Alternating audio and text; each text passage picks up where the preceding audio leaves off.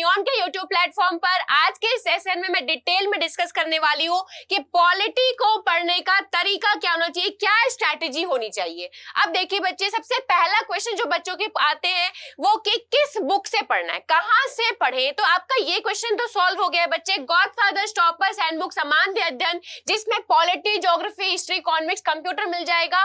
इस बुक को आप डाउनलोड कर सकते हो, फ्री पीडीएफ पूरा नियॉन के टेलीग्राम चैनल पे मिल जाएंगे। इसके अलावा अगर आपके पास अपनी बुक है, जिस भी बुक से पढ़ रहे हो, जिस भी इंस्टीट्यूट से आप पढ़ रहे हो, उनकी कोई बुक होगी बच्चे, तो बेसिकली आपका पहला स्ट्रैटेजी क्या होना चाहिए, क्या स्टडी प्लान होना चाहिए। तो सबसे पहला चीज, आप कोई भी चैप्टर पढ़ रहे हो, मान लो आप जो है यूनियन एग्जीक्यूटिव ही पढ़ रहे हो। अब यूनियन एग्जीक्यूटिव में बच्चे आपको फर्दर बाइफर्केशन मिलेंगे, लाइक आपको प्रेसिडेंट मिलेगा, प्राइम मिनिस्टर मिलेगा।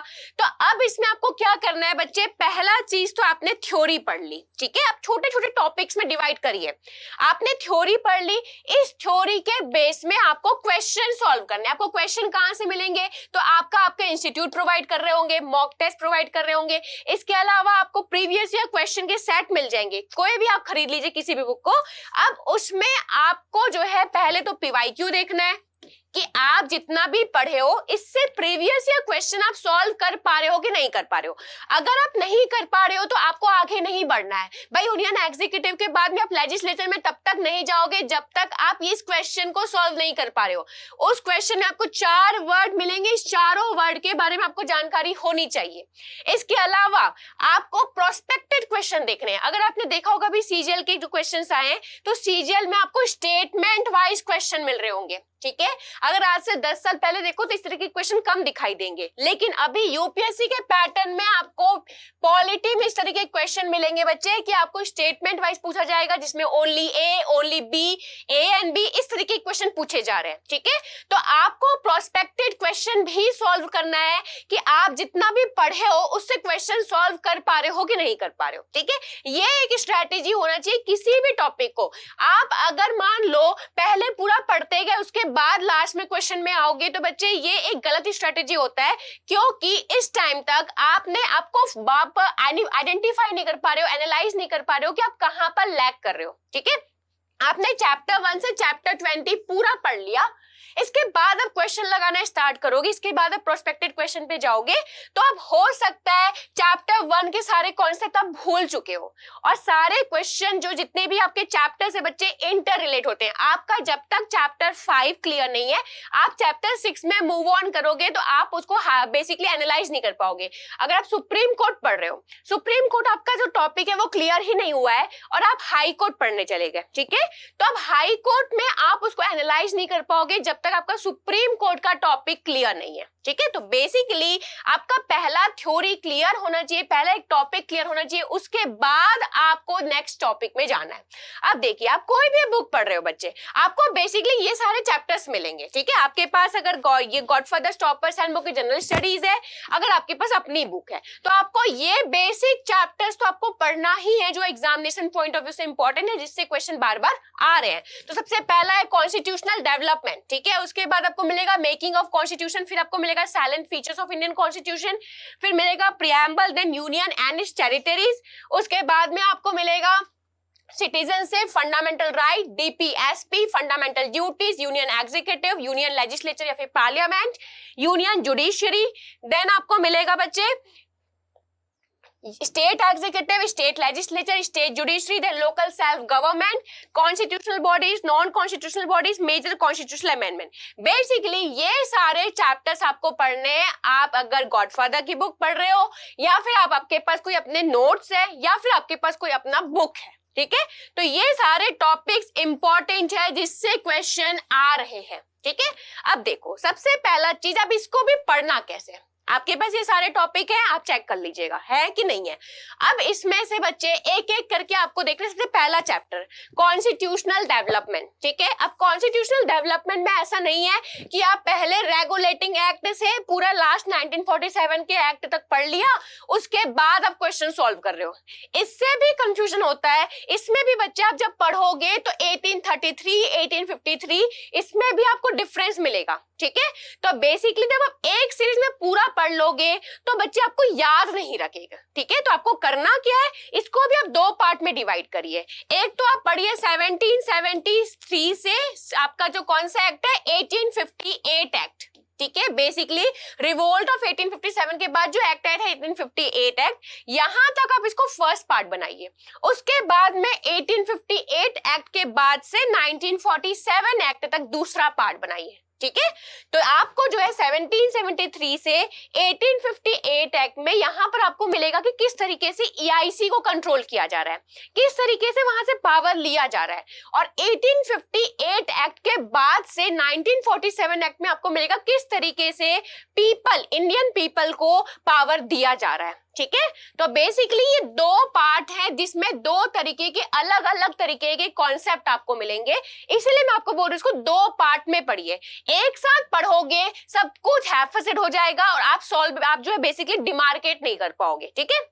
अब देखिए, आपने इसको एक पार्ट पढ़ा, अब आपको क्या करना है, 10 क्वेश्चन सॉल्व करने हैं। अब इस 10 क्वेश्चन में भी ऐसा नहीं होना चाहिए कि सारे के सारे इजी है, इसको भी आपको बाइफरकेट करना है कि इसमें आप 5 क्वेश्चन इजी लेवल का ले लो, ठीक है। उसके बाद 3 क्वेश्चन हार्ड लेवल का ले लो, और इसके बाद जो 2 क्वेश्चन है बच्चे वो हॉट क्वेश्चन होने चाहिए, मतलब हाई ऑर्डर थिंकिंग क्वेश्चंस होने चाहिए, जिसमें इन्फरेंस बेस्ड क्वेश्चन होने चाहिए, आपका एजर्शन रीजन बेस्ड क्वेश्चन होने चाहिए, स्टेटमेंट वाइज क्वेश्चन होने चाहिए। आपको इस तरीके के क्वेश्चन के लिए प्रिपेयर होना है।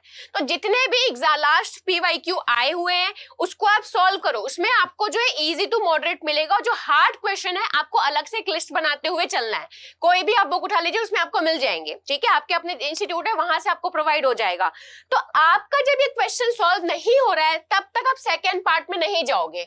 सेकंड पार्ट में अगर आप एक दिन में सब कुछ पढ़ लोगे, डे एंड में बच्चे आपको 10 मिनट निकालना है, आंख बंद करके आपको बैठना है कि मैंने क्या क्या पढ़ा, ठीक है। जैसे आप अगर मूवी देखने के लिए जाते हो, मूवी देख के आते हो, तो आप मुझे 10 मिनट में बता दोगे कि ये स्टोरी थी, ठीक है, क्योंकि आपने इतने अच्छे से देखा है, आप उसका क्रिस्प निकाल पाते हो। वैसे ही आप जब ये एक टॉपिक पढ़ोगे तो आप इतने अच्छे से उसको पढ़ना है कि आप आंख बंद करोगे तो आपको पूरा सीक्वेंस नजर आते जाएगा कि अच्छा 1773 में ये आया था, 1773 के बाद कौन से पिट्स इंडिया एक्ट है, पिट्स इंडिया एक्ट के बाद कौन से एक्ट आए थे, उसके कौन कौन से फीचर थे, ठीक है, एक एक वर्ड में। मतलब आप इस 30 मिनट के क्लास को या आप 1 घंटा दे रहे हो, 1 घंटे को आप किस तरीके से 10 मिनट में आप समरी निकाल सकते हो। जब तक आप समरी नहीं निकाल पा रहे हो मतलब आपका क्वेश्चन भी सॉल्व नहीं होगा, ठीक है। दूसरा चीज बच्चे, अब यहाँ पर आप देखिए कि जो 1773 एक्ट पढ़ रहे हो, 1770, 1784 एक्ट पढ़ रहे हो, इसका बेसिकली आपको क्या देखना है कि मेन फीचर्स क्या है, क्या क्या इंपॉर्टेंट प्रोविजन है। इसके अलावा आपको देखना है लिमिटेशन, क्योंकि नेक्स्ट एक्ट या फिर जो भी 1784 का एक्ट है क्यों आया, क्योंकि 1773 एक्ट में कुछ कमियां थी। तो आप जब कमियां पढ़ोगे तब आप रिलेट कर पाओगे, ठीक है। तो आपको कमियां भी देखनी है, तो आप कमियां पढ़ोगे तो आपको ऑटोमेटिकली समझ में आ जाएगा कि 1784 एक्ट में उस कमियों को सॉल्व करने के लिए फिर से प्रोविजन लाया गया है। तो इससे इजी हो जाएगा आपका पढ़ने का तरीका, ठीक है। तो ये आपका 2 पार्ट में होना चाहिए कॉन्स्टिट्यूशनल डेवलपमेंट। इसके बाद अपन चलते हैं next chapter, making of constitution. अब मेकिंग ऑफ कॉन्स्टिट्यूशन में बच्चे आपको ये सारे टॉपिक्स मिल जाएंगे। मेकिंग ऑफ कॉन्स्टिट्यूशन को भी आप 2 पार्ट में डिवाइड करिए, किस तरीके से पहले कॉन्स्टिट्यूशन बना। अब कॉन्स्टिट्यूशन जो बॉडी बनी थी, उस कॉन्स्टिट्यूशन बॉडी को आपको पढ़ना है कि कॉन्स्टिट्यूशन बॉडी को बनाने के लिए कैबिनेट मिशन प्लान आया, ठीक है। First cabinet of free India, Indian constitution assembly election, session of constitution assembly. मतलब किस तरीके से हम जो कॉन्स्टिट्यूशन बॉडी थी उसको बनाने के लिए कौन से सारे एफर्ट्स किए गए, वो सारे चीज आपको पहले पार्ट में पढ़ना है। दूसरे पार्ट में हमने जो कॉन्स्टिट्यूशन बनाया उसके अंदर में क्या क्या प्रोविजन है, like list of different schedule, union state and concurrent list, parts of the Indian constitution, constitution along with state and subject, ठीक है। तो बेसिकली इसको भी आपको 2 पार्ट में पढ़ना है, एक साथ पूरा कॉन्स्टिट्यूशन मेकिंग मत पढ़ लेना, नहीं तो आप कंफ्यूज हो जाओगे। इसमें भी आपने जो है 2 क्लास में पढ़ोगे या 2 घंटे में पढ़ोगे। तो बेसिकली बच्चे इसमें भी आपको क्या करना है, थ्योरी प्लस क्वेश्चन। तो कोशिश करिए कि 10 से 15 क्वेश्चन आप जो है एक टॉपिक का पढ़ोगे, ठीक है, 20 क्वेश्चन ले लो लेकिन 10 से कम मत लीजिए। उस 10 में भी अगर 20 ले रहे हो तो आप जो है 10 क्वेश्चन इजी ले लो, 5 मॉडरेट 5 हार्ड ले लो। 10 क्वेश्चन ले रहे हो, 5 इजी 3 मॉडरेट 2 हार्ड ले लो। ठीक है, अब इस क्वेश्चन में आपका अगर 10 से अगर 9 आ रहा है या 8 आ रहा है, फिर तो आपने जो पढ़ा है वो सही डायरेक्शन में पढ़ रहे हो। ठीक है, लेकिन अगर 8 से कम आ रहा है बच्चे, तो मतलब आप जो इतना ही नहीं आप ग्रेस्प कर पाए हो, तो आगे आपको नहीं बढ़ना है। ठीक है, उसके बाद में आप देखिए चैप्टर नंबर 3 में चलते हैं अपन, salient features of Indian constitution. अब ये टॉपिक इंपॉर्टेंट क्यों है, मोस्टली बच्चे जो है स्किप कर देते हैं कि सैलिएंट फीचर्स को क्यों पढ़ना है। अब देखो बच्चे, सिंपल सी बात है, इसमें सारे टर्मिनोलॉजीज आपको मिल जाएंगे। Written and voluminous constitution, constitution is supreme, rigid and flexible constitution, constitution of India is more unitary than federal, parliamentary democracy, democratic secular state. अब देखिए पूरा आगे जितना भी हम चैप्टर पढ़ेंगे, ठीक है, चाहे यूनियन एग्जीक्यूटिव या यूनियन लेजिस्लेटर या जुडिशरी, तो इसमें आपको सब टर्म्स ही मिलेंगे। ठीक है, वहां पर आपको सिर्फ टर्म मिलेगा, फंडामेंटल ड्यूटी उसके अंदर के आपको प्रोविजन पढ़ने हैं, वहां पर आपको मिलेगा फंडामेंटल राइट उसके अंदर के आपको प्रोविजन पढ़ने। पर आपको जो टर्म क्या होता है, वो टर्म का मतलब क्या है, टर्म हमने कहां से लिया, सबसे पहले तो आपको ये जानकारी होनी चाहिए। आगे फर्दर चैप्टर में आपको डेफिनेशन नहीं मिलेगा, आपको उसके अंदर के प्रोविजन पढ़ने हैं। ठीक है, तो सबसे पहले तो हमें पूरा फीचर्स पढ़ना है कि क्या क्या एक कॉन्स्टिट्यूशन में, हमारे कॉन्स्टिट्यूशन में क्या क्या बात कही गई, किसके किसके बारे में दिया गया है। ठीक है, इसको भी बच्चे आप जो है पहले टाइम पे तो पूरे डेफिनेशन पढ़ना, उसके बाद जो इंपॉर्टेंट फैक्ट्स हैं इससे रिलेटेड वो सारी चीजें पढ़ना, मिसलेनियस। फिर आपको chapter number 4 preamble of Indian constitution मिलेगा। प्रियम्बल ऑफ इंडियन कॉन्स्टिट्यूशन में जितने भी टर्म्स हैं वो सारे टर्म का मीनिंग आपको पता होना चाहिए। ये पूरा जैसे आपको नेशनल एंथम याद है वैसे ही आपको प्रियम्बल याद होना चाहिए, पूरा सीक्वेंस में। आप प्रियम्बल का एक कॉपी निकाल के अपने रूम में आप पेस्ट कर लीजिए, रोज उसको देखिए, क्योंकि आपको सीक्वेंस पूछा जा सकता है। ठीक है, पूरा आपको याद होना चाहिए। प्लस कब अडॉप्ट किया गया था, उसमें कौन से अमेंडमेंट किए गए थे। प्रियम्बल बहुत छोटा सा है, कुछ भी डिफरेंस नहीं। अब देखो बच्चे, सिंपल सी बात है, जैसे आपका एक बुक है, ठीक है, इस बुक को जब आप खरीदने जाते हो तो आप क्या देखते हो, इंडेक्स देखते हो कि क्या क्या चीजें दी हुई है। ठीक है, वैसे ही हमारा जो कॉन्स्टिट्यूशन है, कॉन्स्टिट्यूशन का आपको कैसे पता चलेगा कि उसमें क्या क्या दिया हुआ है, आपको पूरी बुक पढ़नी पड़ेगी कॉन्स्टिट्यूशन की। आप निकाल लीजिए प्रियम्बल, प्रियम्बल को देख के आपको पूरा समझ में आ जाएगा कि हमारे कॉन्स्टिट्यूशन में बेसिकली सारांश, बेसिकली उसमें क्या दिया गया है। ठीक है, देन हम चलते हैं next chapter, union and its territories. अब सिंपल सी बात है, हम जितना भी बात कर रहे हैं लेजिस्लेचर की, एग्जीक्यूटिव की, जुडिशरी की, ये कहां पर एप्लीकेबल है, तो ये कहां पर एप्लीकेबल है बच्चे, हमारे इंडिया टेरिटरी। इंडिया का कौन सा टेरिटरी है, अब इस पूरे टेरिटरी के बारे में आपने ज्योग्राफी में पढ़ते होंगे कि कहां पर हिल्स है, कहां पर रिवर्स है, लेकिन बेसिकली पॉलिटी में हमको क्या पढ़ना है कि इंडिया का टेरिटरी का एक्सपेंशन कहां तक है। ठीक है, क्या यूनियन, जो कौन सा रूल्स है जो कि यूनियन टेरिटरी में लगता है, कौन सा रूल है जो स्टेट में लगते हैं। ठीक है, तो ये सारे चीज union and it's territory, article 1 to 4, मतलब आपका जो कौन कौन से स्टेट्स हैं, इन सारे के बारे में हम पढ़ेंगे यूनियन एंड इट्स टेरिटरीज में। फिर आपको नेक्स्ट चैप्टर मिलेगा सिटीजनशिप। अब देखो, ये सारे हम जो पढ़ेंगे लेजिस्लेचर के बारे में, जुडिशरी के बारे में, एग्जीक्यूटिव के बारे में, ये बेसिकली किसको, किसके लिए बनाए गए।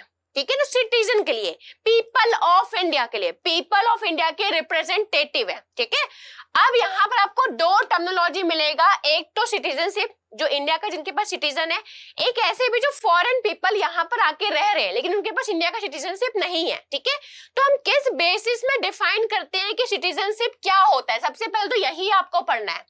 फिर हमको देखना है कि अगर कोई फॉरेन पीपल है, अगर उनको इंडिया का सिटीजन चाहिए तो कौन कौन से उनको रूल्स फॉलो करने होंगे या फिर किस तरीके से वो ऑब्टेन करेंगे इंडिया का सिटीजनशिप। प्लस ऐसा कौन सा एक्टिविटी है जो वो नहीं करे या फिर कर दिए तो उनका इंडिया का सिटीजनशिप चला जाएगा। ठीक है, तो इस 3 कैटेगरी में आपको सिटीजनशिप को पढ़ना है। प्लस आपको आर्टिकल 5 से 11 में क्या क्या चीजें दी गई है, सारी चीजें पढ़ने। ठीक है, इसको भी पढ़ने के बाद आपको थ्योरी कवर करने के बाद आपको क्या करना है, क्वेश्चन करने हैं, एटलीस्ट 20 क्वेश्चन। इस 20 क्वेश्चन में एटलीस्ट 5 से 6 क्वेश्चन ऐसे होने चाहिए जो हाई ऑर्डर थिंकिंग क्वेश्चन है, जिसमें आपको सोचना पड़ेगा, 1 लाइनर क्वेश्चन नहीं हो वो। ठीक है, नेक्स्ट है fundamental right, most important question है, हर एक एग्जाम में क्वेश्चन इससे आ रहे हैं। ठीक है। अब देखो इसको कितना भी पढ़ लो, इतना बड़ा चैप्टर है, इस चैप्टर में आपको सबसे पहले तो फंडामेंटल राइट क्या होता है, फंडामेंटल राइट हमने कहां से अडॉप्ट किया है। फंडामेंटल राइट में 12 से 35 तो आपने इसको 6 पार्ट में डिवाइड होगा। राइट टू इक्वालिटी, देन आपको मिलेगा राइट टू इक्वालिटी के बाद right to freedom, right to freedom में कल्चरल एंड एजुकेशनल राइट। अब बच्चे देखिए यहाँ पर भी आपको यहाँ पर जितने आर्टिकल्स मिल रहे हैं प्लस आपको देखिए जैसे 14 से 18 राइट टू इक्वालिटी। अब इसमें आपको 14 से 18 में भी जो फर्दर डिवीजन है जैसे आर्टिकल 14, आर्टिकल 15, आर्टिकल 16 ये सारे पढ़ने। आर्टिकल 16 में जो जो क्लॉज है लाइक 16 क्लॉज 4 इंपॉर्टेंट है, 16 क्लॉज 5 इंपॉर्टेंट है, 16 क्लॉज 4 रिजर्वेशन के लिए है, 16 क्लॉज 5 इंपॉर्टेंट है। ठीक है, तो बेसिकली आपको सारे क्लॉज पढ़ने प्लस अपवाद भी पढ़ना है। ठीक है, बहुत सारे आपको अपवाद मिल जाएंगे हर एक आर्टिकल्स में, तो ये सारे चीज आपको पढ़ने। तो पहला आप क्या पढ़ोगे, एक एक आर्टिकल वाइज पढ़ते जाना। ठीक है, उसके बाद देखिए सस्पेंशन ऑफ फंडामेंटल राइट, कब फंडामेंटल राइट छीन लिया जाता है, कब फंडामेंटल राइट में रोक लगा दी जाती है। ठीक है, ये सारे चीज पढ़ना। तो बेसिकली जो फंडामेंटल राइट है बच्चे आपका एक दिन में कंप्लीट होने वाला चैप्टर नहीं है। ठीक है, तो इस तरीके से आप पहले आर्टिकल 14 पढ़ो, उससे क्वेश्चन करो, आर्टिकल 15 पढ़ो, उससे क्वेश्चन करो, या फिर राइट टू इक्वालिटी पढ़ो, उससे क्वेश्चन करो, देन राइट टू आपका फ्रीडम पढ़ो, फिर आप उससे क्वेश्चन करो, फिर आर्टिकल 23, 24 पढ़ो, उससे क्वेश्चन करो, then right to freedom of religion पढ़ो, फिर उससे क्वेश्चन करो। तो बेसिकली आप फंडामेंटल राइट्स को सब पार्ट्स में डिवाइड कर दीजिए, उससे क्वेश्चन करते जाइए, सो दैट आप जो है एनालाइज कर पाओगे कि जितना ही मैंने पढ़ा है वो आपको याद है कि नहीं है। डे एंड में आपको 10 मिनट निकालना ही है कि मैंने जितना भी सुबह पढ़ा था वो आप याद कर पाए हो कि नहीं। ये कोई डिफिकल्ट टास्क नहीं है। अगर मैं आप मूवी कल देखने गए हो, आज मैं आपसे पूछूंगी, आप आज बता दोगे मुझे स्टोरी कैसे, क्योंकि आपने इतना कंसंट्रेशन वहां पर दिया, आपने 3 घंटे आपका इधर से उधर दिमाग नहीं गया। तो वैसे ही जब आप पॉलिटी पढ़ोगे तो आप एक एक चीज आपको दिमाग लगा, वहां पर कंसंट्रेशन होना चाहिए, आपको रिलेट करते हुए पढ़ोगे, स्टोरी टाइप में पढ़ोगे, हर जगह क्वेश्चन फ्रेम करोगे, व्हाई खुद से क्वेश्चन फ्रेम करोगे व्हाई, तो आपका जो टॉपिक है वो इंटरेस्टिंग बन जाएगा। ठीक है, इसके बाद अपन चलते हैं directive principle of state policy and fundamental duties. ठीक है, part 4 of the Indian constitution. Part 4 में आपको पहले पढ़ना है डीपीएसपी। डीपीएसपी क्या होता है, हमने कहां से डीपीएसपी लिया, आर्टिकल 36 से 51 में क्या क्या, ये सारे आपको पता होने चाहिए, हर एक आर्टिकल से क्वेश्चन पूछा जाता है। ठीक है, उसके बाद में डीपीएसपी और फंडामेंटल राइट्स में क्या डिफरेंस है, ये भी इंपॉर्टेंट है।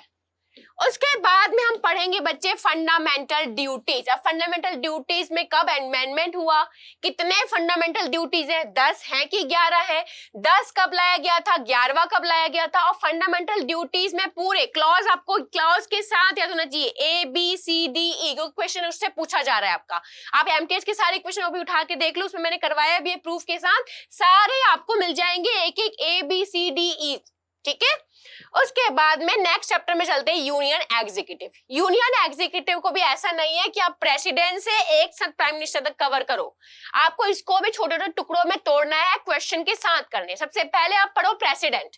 अब प्रेसिडेंट में भी आपको फर्दर बाइफर्केशन करना है कि प्रेसिडेंट का इलेक्शन कैसे होता है। ठीक है, अब प्रेसिडेंट का इलेक्शन हो गया तो अगर मान लो प्रेसिडेंट अच्छे से वर्क नहीं कर रहे हैं तो हाँ उसको किस तरीके से रिमूव किया जाता है, रिमूवल के लिए क्या प्रोसीजर होते हैं, प्रेसिडेंट के क्या क्या पावर होते हैं, प्रेसिडेंट के पावर्स में बाइफर्केशन है। ठीक है, जैसे लेजिस्लेटिव पावर कौन से, एग्जीक्यूटिव पावर कौन से, जुडिशरी पावर कौन से होते हैं, ये सारे पावर्स पढ़ने के बाद में आप आओगे लिस्ट ऑफ प्रेसिडेंट में, कौन कौन से प्रेसिडेंट है शुरू से लेके अभी तक, उनके क्या स्पेशल फीचर्स थे।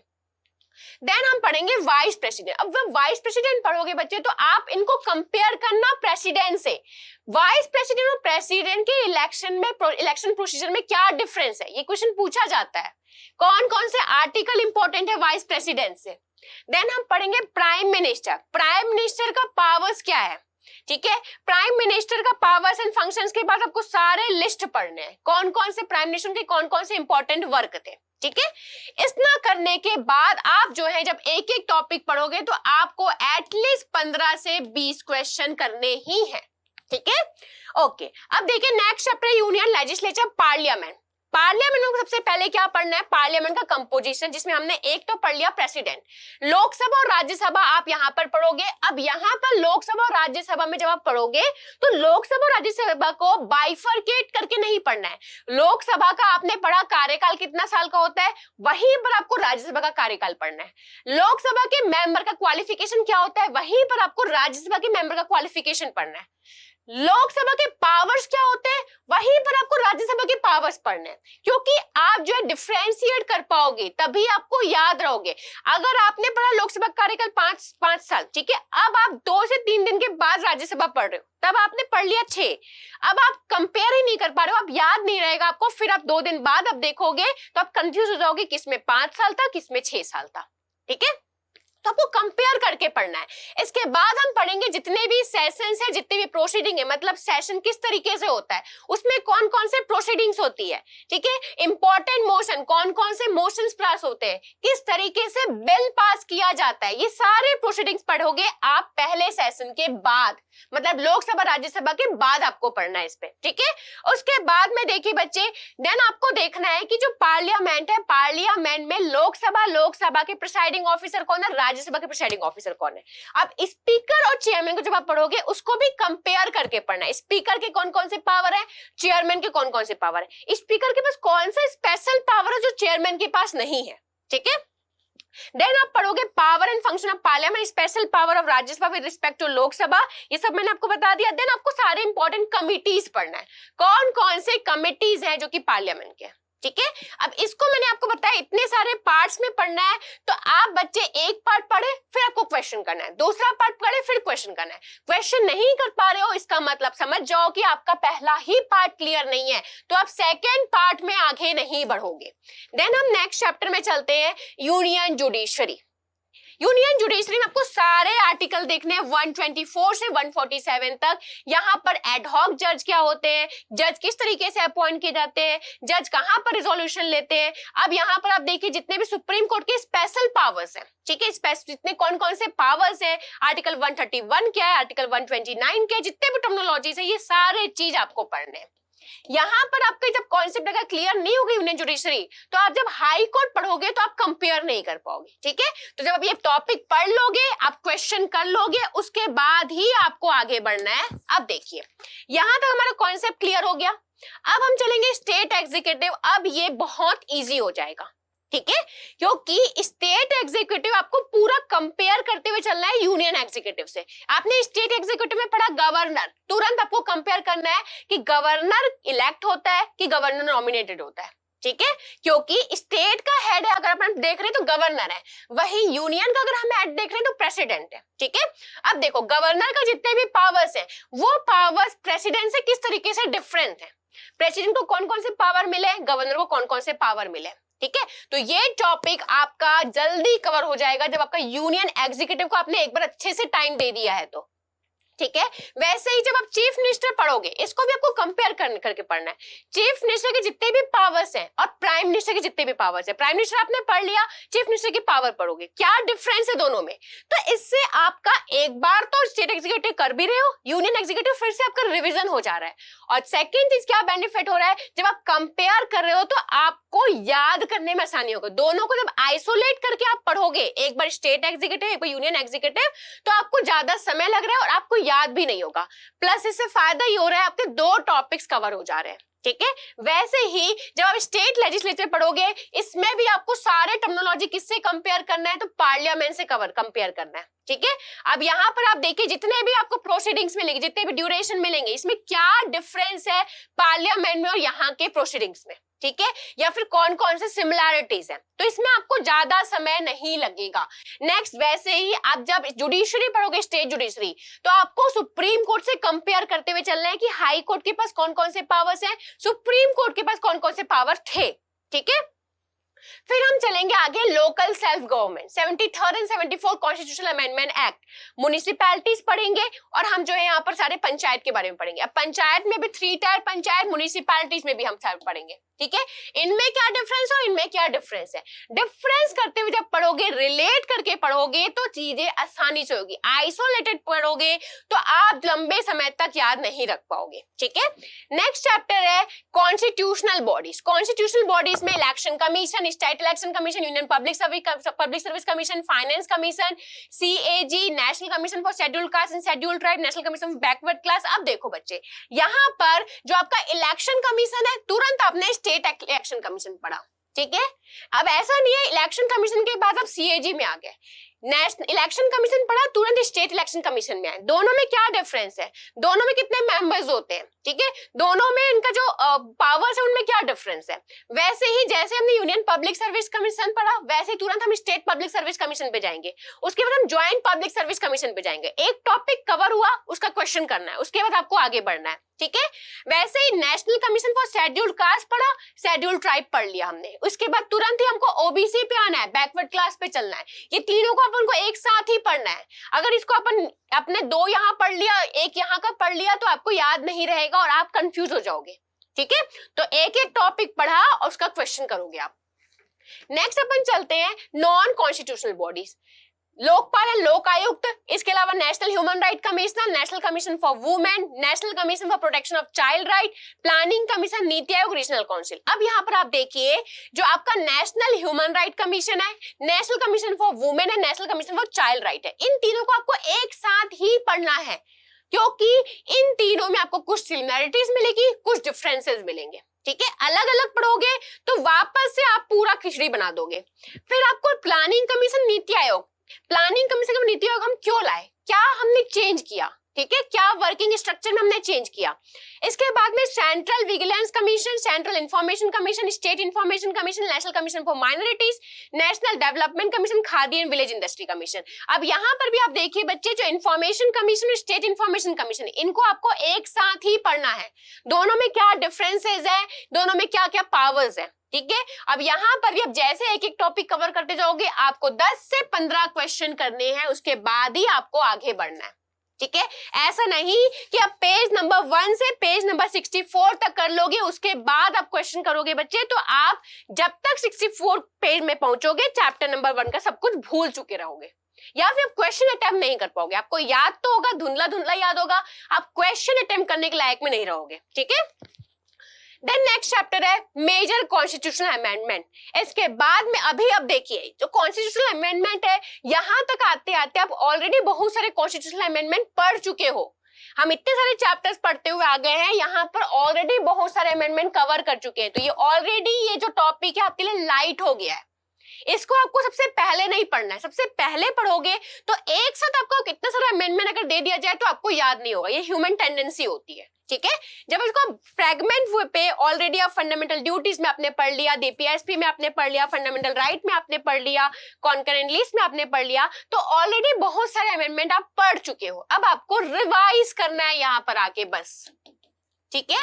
तो इस तरीके ये आपका स्ट्रेटेजी होना चाहिए पॉलिटी को पढ़ने का, चाहे आप इस गॉडफादर बुक से पढ़ रहे हो या आपके पास अपनी कोई बुक है या आप किसी भी कोचिंग के नोट्स पढ़ रहे हो, ठीक है। तो बेसिकली आप उसको छोटे छोटे टॉपिक में आपको तोड़ना है, और टॉपिक भी ऐसा नहीं है कि आप एक टॉपिक को कवर भी एटलीस्ट करना है, ठीक है। जैसे मैंने आपको बताया था यहाँ पर कि यहाँ पर आपको जो national commission for women, national commission for rights and national commission for protection of child right, इन तीनों को एक साथ ही पढ़ना है। वैसे ही सेंट्रल इंफॉर्मेशन कमीशन और आपका स्टेट इंफॉर्मेशन कमीशन, इन दोनों को एक साथ ही पढ़ना है, उसके बाद आप क्वेश्चन करिए। तो किस तरीके से आपको कौन से टॉपिक को एक साथ पढ़ना है, ये सारा चीज मैंने आपको बता दी है। अब आपका काम है पूरा पढ़ना, क्वेश्चन लगाना। इस तरीके से आप पढ़ोगे बच्चे तो आपका एक सही तरीका है जिससे आपके मार्क्स अचीव होंगे। जो भी आप टॉपिक, जो भी क्वेश्चन कर रहे हो, 20 से 20 क्वेश्चन कर रहे हो, तो आपको एटलीस्ट 18 मार्क्स आने ही चाहिए, एटलीस्ट 17 मार्क्स आने ही चाहिए। अगर उतना नहीं आ रहा है तब तक आप आगे मत पढ़िए, ठीक है। और इसके बाद आप प्रॉपर रिवाइज करें 2 से 3 बार, 2 से 3 तो आपका मिनिमम है। आपको पॉलिटी की इस बुक को ही 6 से 7 बार पढ़ना पड़ेगा, तो आपका सब कुछ याद हो जाएगा, ठीक है। तो ये एक सही तरीका होना चाहिए आपका पॉलिटी का पढ़ने का। Thank you so much.